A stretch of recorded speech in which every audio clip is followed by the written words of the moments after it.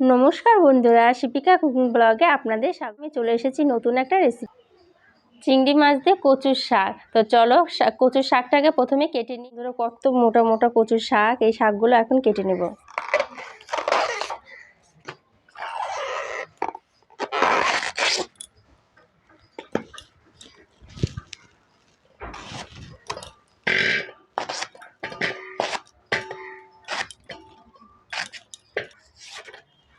শাকগুলো মোটা মোটা করেই কাটছি।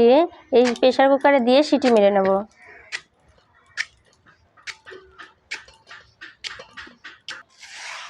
দেখো বন্ধুরা, দেখেই মনে হচ্ছে যে কতগুলা শাক না, কিন্তু যখন রান্না করব তখন অল্প হয়ে যাবে, শাক অল্প হয়ে যাবে। বন্ধুরা, সবগুলো কচু শাকগুলো কেটে নিয়েছি। কতগুলো হয়েছে না, এই কচু শাকগুলো রান্না করলেই একদম কমে যাবে। তো এই কচু শাক এখন প্রেসার কুকারের মধ্যে দিয়ে একটু ভাপিয়ে নেব। কচু শাকটা তো কাটলাম, দেখতেই পেলেন। তো কচু শাকটা ভালো করে ধুয়ে সেদ্ধ করতে বসিয়ে দিয়েছি। আর এদিকে আমার শ্বশুরমশাই নদীর থেকে মাছ মেরে নিয়ে আসলো। চিংড়ি মাছগুলো এখন বেছে নেব।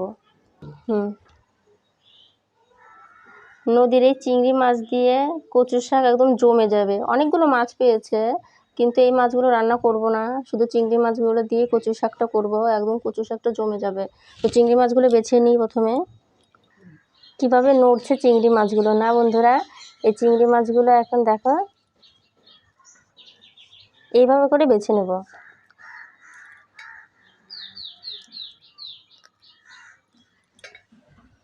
পড়ে যাস কেন রে।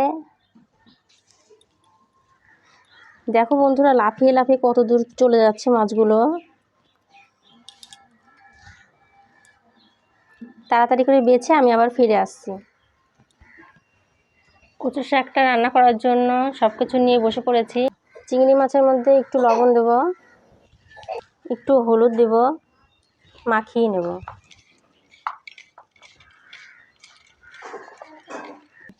কড়ার মধ্যে তেল দিয়ে দিয়েছি, এখন চিংড়ি মাছগুলো ভেজে নেব।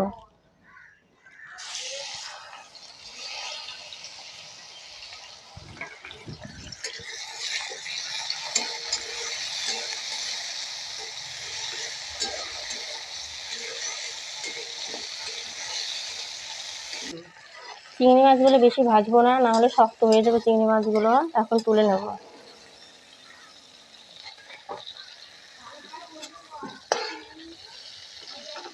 ওই তেলের মধ্যে এখন দিয়ে দেবো দুটো শুকনো লঙ্কা,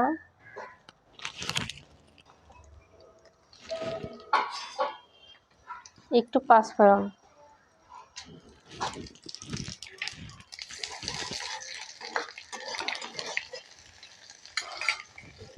কেটে রাখা কাঁচা লঙ্কা,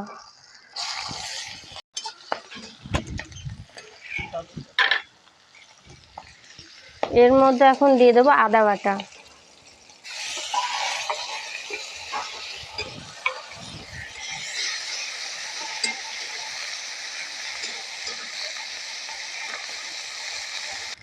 এখন দিয়ে দেবো লবণ, হলুদ।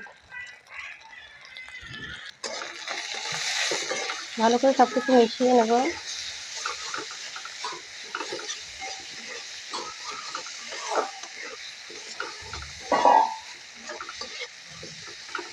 দেখো বন্ধুরা, কতগুলো কচু শাক কেটেছিলাম, সেদ্ধ করার পরে কতটুক হয়ে গেছে।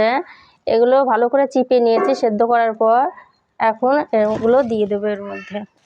মশলা কষানো হয়ে গেছে, এখন কচু সেদ্ধটা এর মধ্যে দিয়ে দেবো।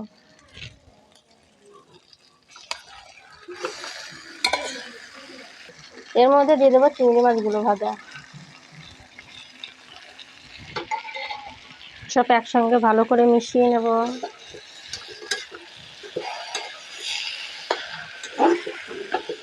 কচুটা ভালো করে চিপে নিয়েছিলাম, তার জন্য বেশিক্ষণ লাগবে না জলটা শুকতে, তাহলে অনেকক্ষণ জাল দিতে হবে।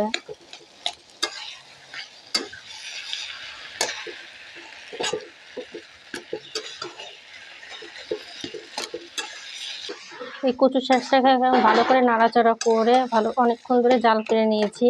এখন এর মধ্যে দিয়ে দেব জিরা বাটা।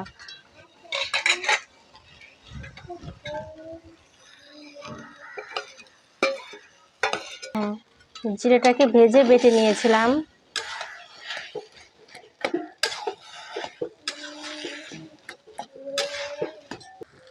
এখন দিয়ে দেবো 1 চামচ চিনি।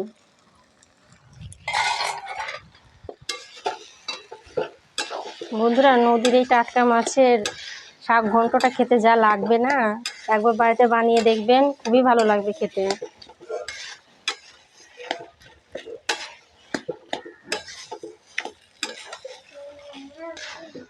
আমাদের চিংড়ি দিয়ে কচুর শাকটা হয়ে গেছে, এখন নামিয়ে নেব। বন্ধুরা, এই চিংড়ি মাছ দিয়ে কচুর শাকটা আপনাদের কেমন লাগলো কমেন্টে জানাবেন, আর চ্যানেলটাকে সাবস্ক্রাইব করবেন। ধন্যবাদ।